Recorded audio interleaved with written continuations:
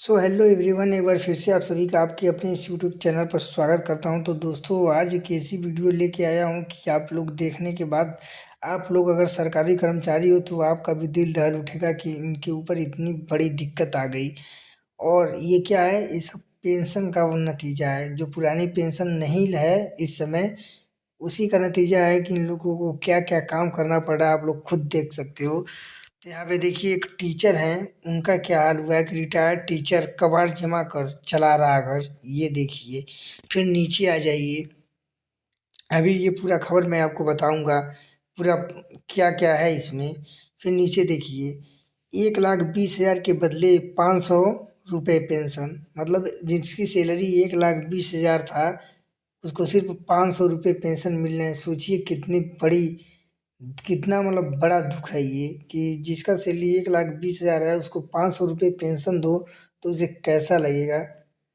फिर आगे देखिए, यहाँ पे रिटायरमेंट के बाद चाय बेचने को मजबूर हुआ जूनियर असिस्टेंट।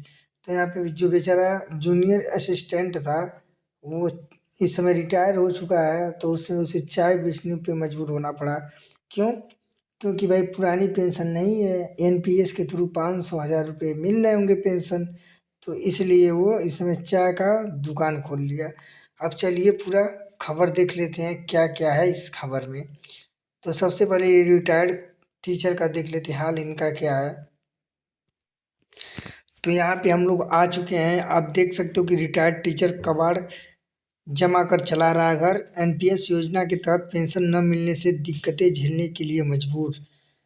तो यहाँ पे पूरी खबर देखते हैं कि हिमाचल प्रदेश सरकार के लगभग 80,000 सरकारी कर्मचारियों के लिए पुरानी पेंशन स्कीम बंद करके एनपीएस योजना शुरू कर रखी है। यह योजना कर्मचारियों के किसी आफत से कम नहीं है। अब जब कर्मचारी रिटायर हो रहे हैं तो न्यू पेंशन स्कीम की असलियत सामने आ रही है। उसकी विसंगतियों से सरकारी कर्मचारियों को जूझना पड़ रहा है। फिर आगे कह रहा है कि टीचर स्वर्ण कुमार को रिटायरमेंट के बाद उनके साथ जो घटना घटी, शायद ही उन्हें कभी ऐसा सोचा होगा। वर्ष 1997 में जेबीटी टीचर के रूप में नौकरी करने वाले स्वर्ण कुमार वर्ष 2006 में प्राइमरी शिक्षा विभाग में नियमित हो गए। न्यू पेंशन स्कीम के अंतर्गत उन्हें वेतन से कटौती करनी सरकार ने शुरू कर दी। एनपीएस कर्मचारी फेडरेशन के जिला अध्यक्ष राजेंद्र सिन्हा के अनुसार वर्ष 2013 में 13 वर्ष की नौकरी करने के बाद स्वर्ण कुमार राजकीय प्राथमिक पाठशाला से रिटायर हो गए। न्यू पेंशन स्कीम से उन्हें 60% के हिसाब से 3 लाख रुपए संबंधित विभाग ने दे दिए, लेकिन उनका 40% भाग एनएसडीएल ने आज तक नहीं दिया, और न ही उन्हें पेंशन। आज स्वर्ण कुमार अपनी 61 वर्ष की आयु में अपने परिवार का पालन पोषण करने के लिए कबाड़ का काम करने को मजबूर हैं। जिला अध्यक्ष राजेंद्र सिन्हा के अनुसार स्वर्ण कुमार रिटायर होने के बाद 61 साल की उम्र में सुबह सुबह खाली बोरी लेकर जगह जगह घूमकर खाली बोतलें व रद्दी जमा कर रहे हैं। राज्य भर में 80,000 कर्मचारी इस योजना के चंगुल में हैं। एनपीएस के मंडल महामंत्री श्याम कुमार ने बताया कि प्रशासन के संचालन में कर्मचारियों की विशेष भूमिका रहती है, लेकिन राज्य के दोनों प्रमुख राजनीतिक दलों ने एनपीएस स्कीम को बंद करने की सार्वजनिक घोषणा नहीं की।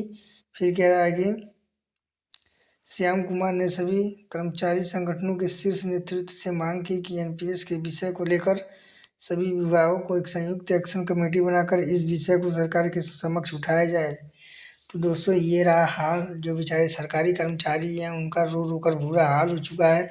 रिटायर होने के बाद वो कहाँ जाएं, उनको समझ में नहीं आ रहा है। और ये एनपीएस आ गया है साला, और ये परेशान करके रख दिया है, क्योंकि यहाँ एनपीएस से लोगों का कुछ नहीं चल पा रहा है, खर्चा तक नहीं निकल पा रहा है।